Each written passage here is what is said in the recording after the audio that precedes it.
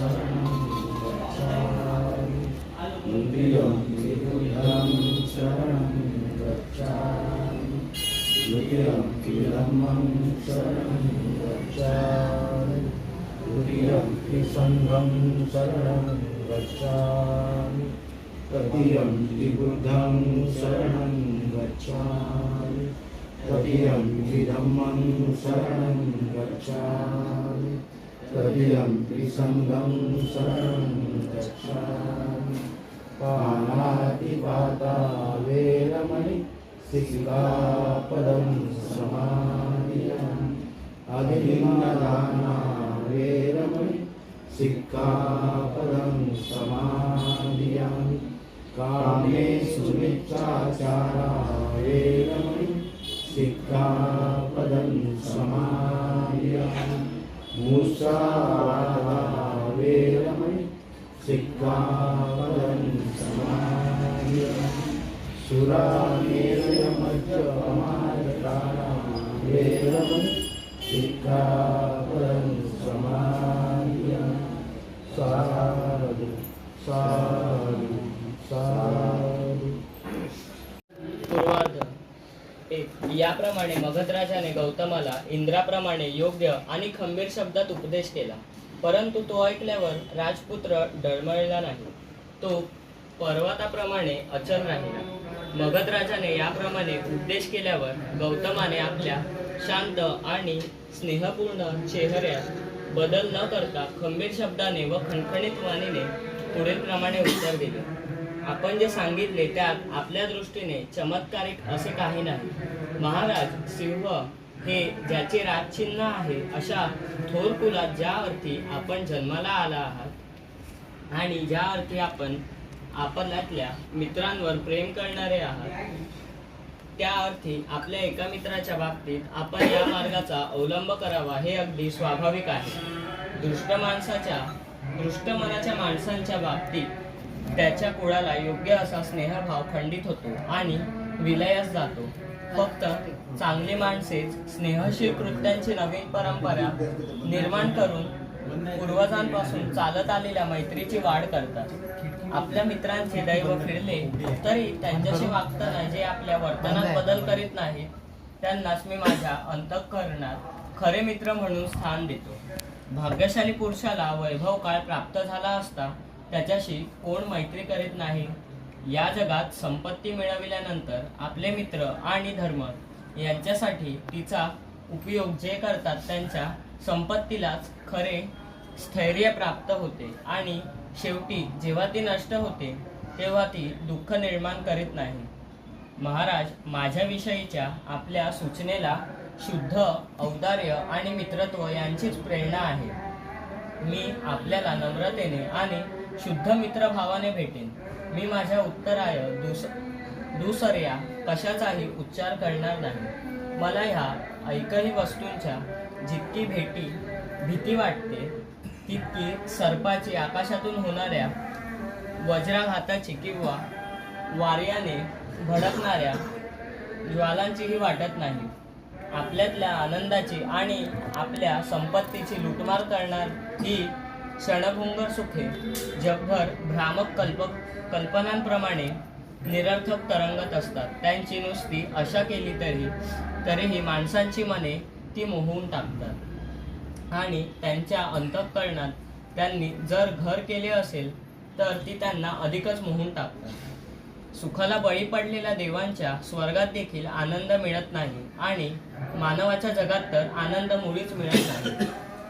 वार्याला मित्र असलेला अग्नी ज्याप्रमाणे कितीही इंधन मिळाले तरी संतुष्ट होत नाही, त्याप्रमाणे जो तृष्णार्त आहे त्याला कितीही सुखे मिळाली तरी तो तृप्त होत नाही. या जगात सुखासारखी दुसरी आपत्ती नाही. लोक भ्रमामुळे सुखासक्त होतात. सत्य म्हणजे काय हे समजले आणि असत्याची भीती वाटू लागली तर कोणता शहाणा मनुष्य स्वतःहून असत्याची इच्छा धरेल. समुद्राने वाढलेली पृथ्वी ताब्यात घेतल्यावर राजे लोकांना त्या महासागराची दुसरी बाजूही जिंकण्याची इच्छा होते. सागराला मिळणाऱ्या पाण्याने तो कधी तृप्त होत नाही. तद्वतच कितीही सुखे मिळाली तरी मानवजात तृप्त होत नाही. मंधत्र्याला आकाशातून सुवर्णमय पर्जन्यवृष्टी लाभली. त्याने सर्व खंड जिंकले व शुक्राचे देखील अर्धे राज्य पादाक्रांत केले. तरीही त्याची एकही पदार्थाविषयीची आसक्ती कमी झाली नव्हती. इंद्र जेव्हा वृक्षाच्या भयाने लपून बसला होता तेव्हा जरी स्वर्गातील देवांच्या राजाचे नहुशाने उपभोग घेतला आणि आपल्या गर्विष्ठपणामुळे जरी त्याने आपली शिबिका मोठमोठ्या ऋषींना वहावयास लावली तरीही तो संतुष्ट झाला नव्हता. इतर उद्दिष्टे साध्य करण्यासाठी ज्यांनी आपले जीवन अर्पण केले, चिंध्या हेच ज्यांचे कपडे होते, कंदमुळे, फळे आणि पाणी हेच त्यांचे अन्न होते आणि सर्पाप्रमाणे लांब आणि पिळलेल्या जटा यांनी धारण केल्या होत्या, अशा ऋषीमुनींना देखील ज्याने जिंकले त्या या सुख नामक शत्रूसाठी कोण प्रयत्न करेल?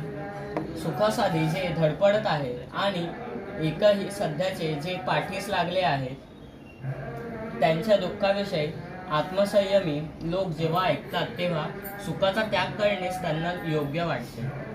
सुखप्राप्तीला यश म्हणजे सुखी माणसांवरील विपत्ती समजली पाहिजे, कारण त्याने इच्छिलेली सुखे त्याला मिळाली म्हणजे तो उन्मत्त होतो.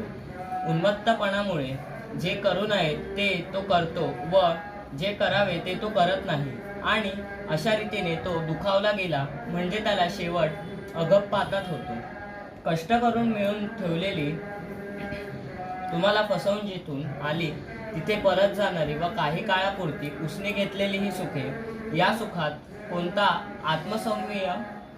आत्मसंयमी मनुष्य जो जर शहाणा असेल तर रममाण होईल. ज्यांचा शोध करून ती प्राप्त करीत असताना तुमच्या वासना भडकतात, अशा गवताच्या चुडीप्रमाणे असलेल्या सुखात कोणत्या आत्मसंयमी माणसाला समाधान लावेल? जी सुखे दूर भिरकावून दिलेल्या माणसाच्या तुकड्याप्रमाणे आहेत आणि जी राजे लोकांकडून उपभोगली गेल्यामुळे विपत्ती निर्माण करतात, अशा सुखात कोणत्या आत्मसंयमी माणसाला समाधान लाभेल? ज्या सुखात रममाण होणाऱ्या माणसावर अनेक बाजूंनी संकटे कोसळतात आणि जी वसनांप्रमाणे विनाशकारी आहेत, अशा या सुखात कोणत्या आत्मसंयमी माणसाला समाधान लाभेल? ज्यांच्या अंतःकरणाच्या या सुखांनी चावा घेतला आहे, अशा आत्मसंयमी पुरुषाचाही नाश होतो, त्यांना आनंद मिळत नाही. संतापलेल्या क्रूर सर्पाप्रमाणे असलेल्या ह्या सुखांमध्ये कोणत्या आत्मसंयमी माणसाला समाधान लाभेल? हाड चघळीत उपाशी मरणाऱ्या कुत्र्याप्रमाणे जरी त्या सुखांचा उपभोग माणसांनी घेतला तरी त्यांचे समाधान होत नाही. मेलेल्या हाडांचा सापळ्याप्रमाणे असलेल्या या सुखांमध्ये कोणत्या आत्मसंयमी माणसाला समाधान लाभेल?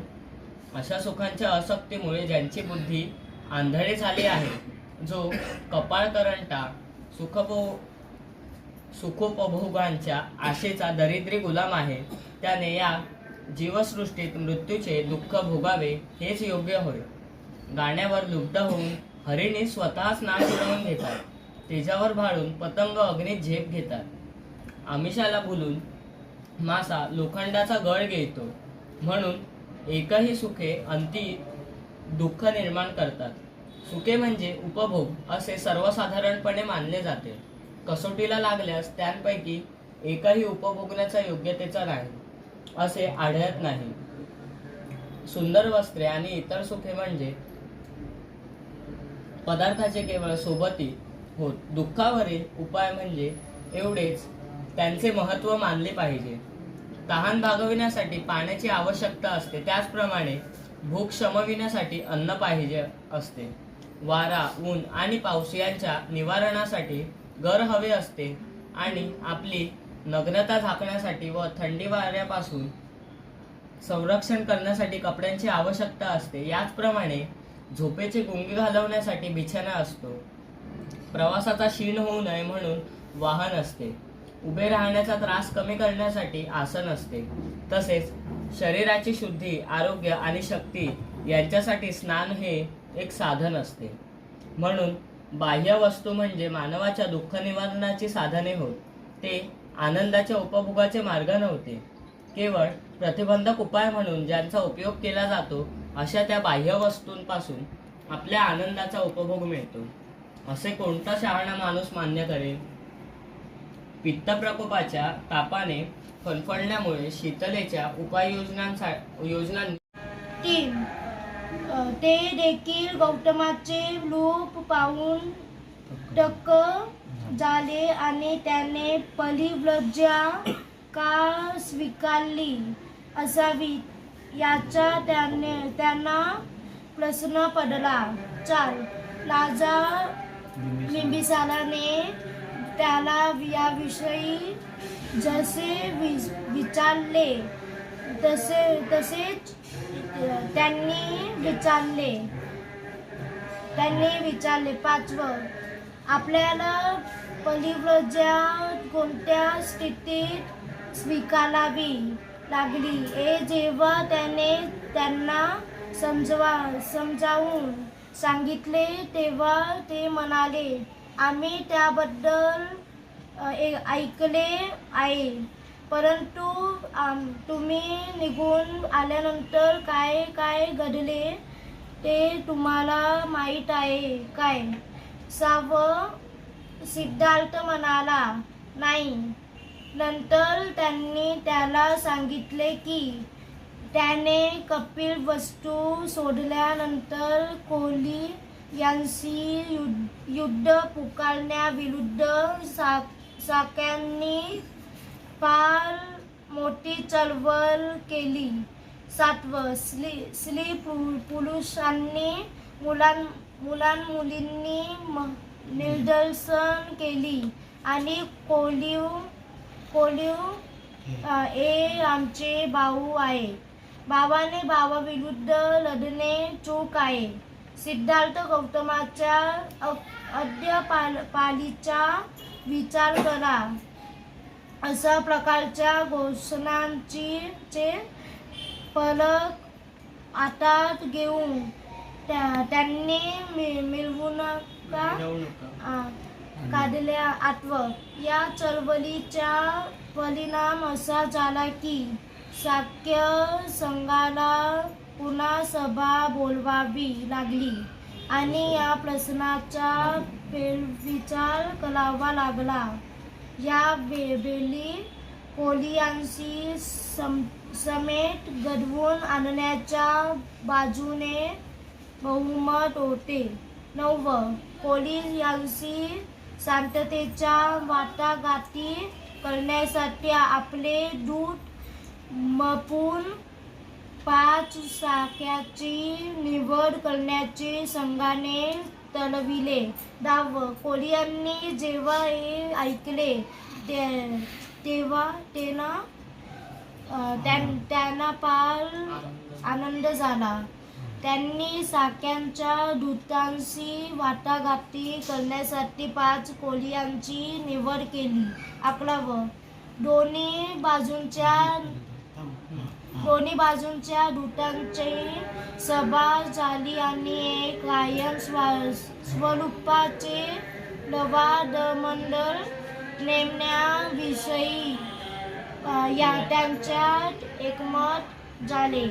रोहिणी नदीच्या पाण्याच्या वाटपाबाबतीतील प्रत्येक वाद मिटवण्याच्या या मंडळाला अधिकार देण्यात आला आणि त्याचा निर्णय दोन्ही बाजूंना बंधनकारक ठरविण्यात आला.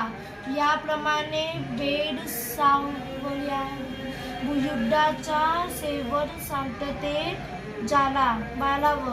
कपिलवस्तू येथे काय घडले हे गौतमाला सांगितल्यानंतर ते परिव्राजक म्हणाले, आता यापुढे तुम्ही परिव्राजक म्हणून राहण्याची आवश्यकता नाही. मग तुम्ही कधी जाऊन आपल्या कुटुंबाबरोबर का राहत नाही? 13. सिद्धार्थ म्हणाला, ही शुभ वार्ता ऐकून मला फार आनंद झाला आहे. माझा विजय आहे. परंतु मी घरी जाणार नाही. मी जाता कामा नये. यापुढेही मी परिव्राजकच राहिले पाहिजे. 14. त्या 5 परिव्राजकांचा पुढचा कार्यक्रम काय आहे? गौतमाने त्यांना विचारले. त्यांनी उत्तर दिले, आम्ही तपस्या करण्याचे ठरविले आहे. तुम्ही आमच्या बरोबर का येत नाही? सिद्धार्थ म्हणाला, लवकरच येईन, पण प्रथम मला इतर मार्गांची परीक्षा केली